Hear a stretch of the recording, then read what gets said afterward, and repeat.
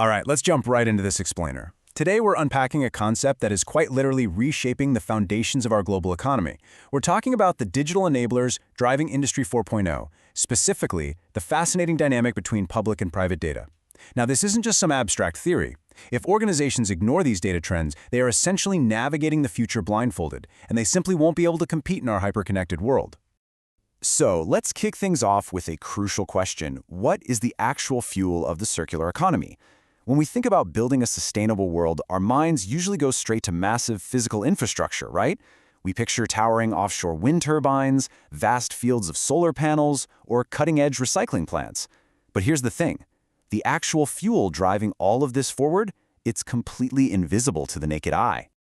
Here is our roadmap for today's explainer, the fuel for innovation, public versus private data, combining data for competitiveness, Earth observation and action, AI and IoT synergies, and finally, the circular economy future. Let's get right to it. Section 1, the fuel for innovation. Okay, we have to start with a foundational truth here. Data, just by itself, has absolutely no intrinsic value. Having a massive mountain of data means literally nothing on its own. It's exactly like crude oil sitting deep underground. To get any actual value out of it, you have to extract it, transport it, and refine it. And in our digital economy, that refinement process happens through big data analytics and AI. Raw data is messy and unstructured. But when you feed that raw fuel into an AI algorithm, it can instantly spot microscopic inefficiencies in a global supply chain that human analysts would take decades to find. That transformation is where the real value is born. Section 2, public versus private data. Now, we're dealing with a really profound dichotomy when it comes to this raw digital fuel. Look at this comparison. On one side, we have public data.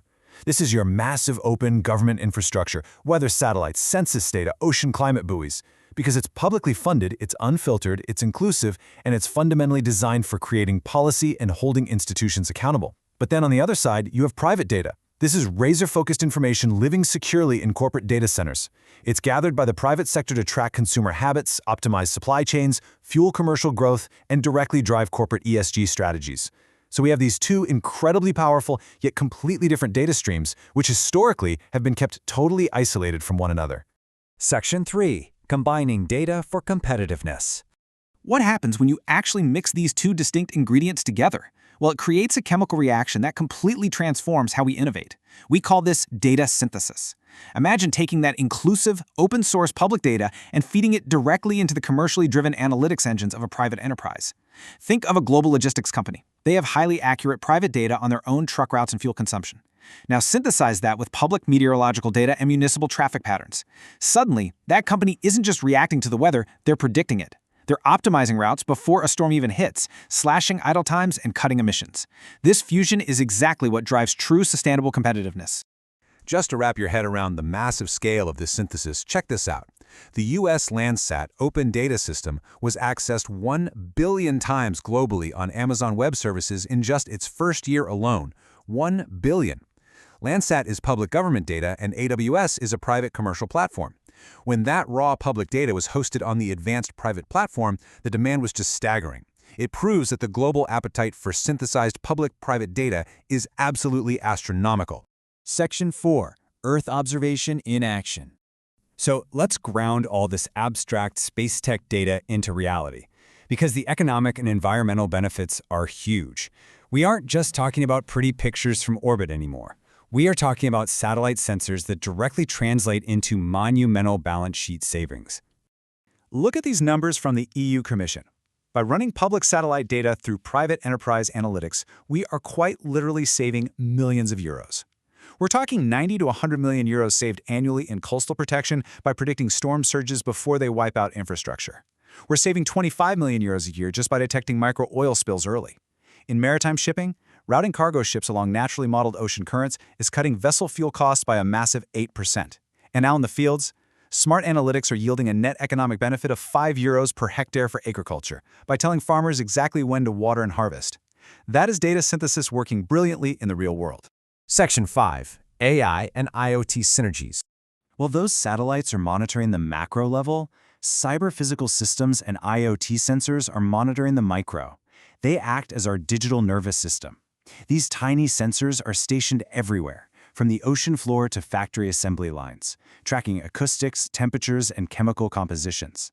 They constantly pull the physical world into the digital realm, creating this dynamic feedback loop that ensures our AI has an endless supply of fresh, real-time data to analyze.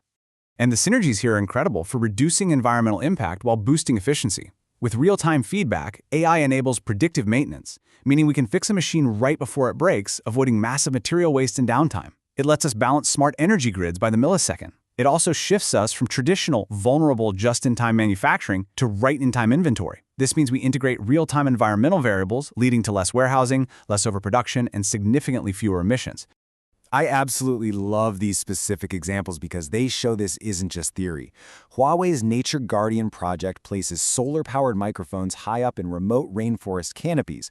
The AI listens continuously, and if it detects the specific acoustic signature of an illegal logger's chainsaw, it instantly alerts local rangers to intervene.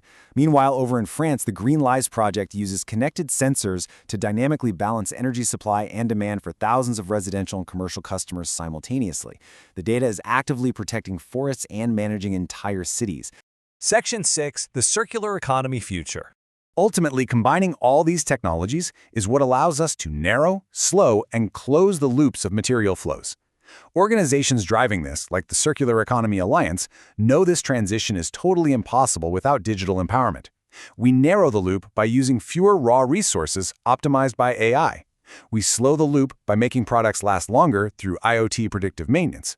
And we close the loop with 100% recycling because data tracks exactly what materials are in a product at the end of its life. And here's why this matters directly to you.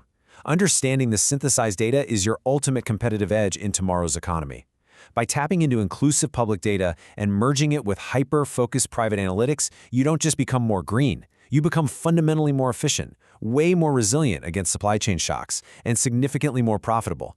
It boosts your digital literacy and forces you to think beyond your own corporate walls. It's a massive win-win for business and the planet. So I'm going to leave you with a provocative thought to ponder today. As these physical and digital worlds completely merge, who ultimately controls the data that shapes our sustainable future?